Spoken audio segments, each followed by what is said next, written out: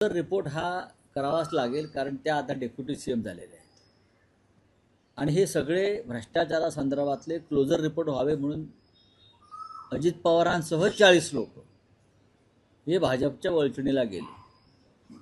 पण अजित पवार असताना closure report झाला नाही, लक्षात घ्या.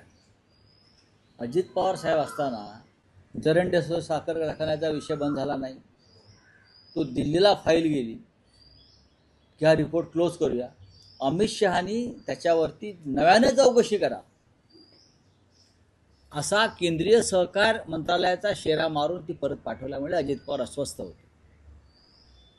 अजित पवारांची अस्वस्थता त्यातून होती आणि त्यातून त्यांना परत माघारी जायचं होतं. ज्या कारणासाठी मी भाजपबरोबर आलो ती फाईलच बंद होत नसेल तर मग कशा करता थांबायचं. जरंडेश्वर कारखान्याच्या फाईलविषयी बोलतोय. शिखर घोटाळ्यासंदर्भात क्लोजर रिपोर्टची कारवाई सुरू होती, पण काही लोकांनी त्याच्यावरती आक्षेप घेतला. अण्णा हजारे वगैरे लोकांनी, त्याच्यामुळे ती थांबली होती. आता ती मला वाटतं अण्णा हजारे यांना न जुमानता हा क्लोजर रिपोर्ट आलेला आहे.